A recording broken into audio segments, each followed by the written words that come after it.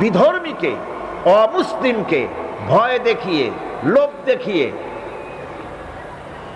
অথবা কোন ক্রমে কোন প্রকার চাপ সৃষ্টি করে তাকে মুসলমান বানানো যাবে না।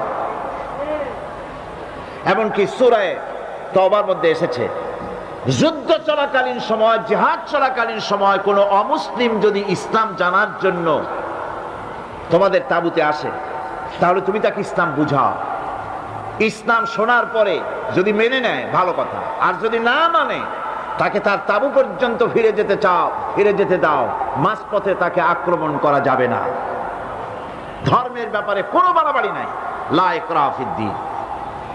এর দ্বারা ধর্ম নিরপেক্ষতার কোনো কথা বোঝানো হয়নি। আর লাকুম দীনুকুম ওয়ালিয়া দীন, এটা ছিল কাফেরদের সেই বক্তব্যের প্রেক্ষিতে যেখানে কাফেরেরা বলেছিল মুহাম্মদ সাল্লাল্লাহু আলাইহি ওয়াসাল্লাম, আসুন আমরা এক কাজ করি, সেটা হলো ধর্ম নিয়ে আমাদের মধ্যে যে বাকবিতণ্ডা হচ্ছে, আমরা ধর্মকে 50-50 ভাগ করে নিই। কিছুদিন আমরা গিয়া আপনার আল্লাহরে সেজদা দেই, আর কিছুদিন আপনারা আমাদের মূর্তিগুলিকে প্রণাম করুন।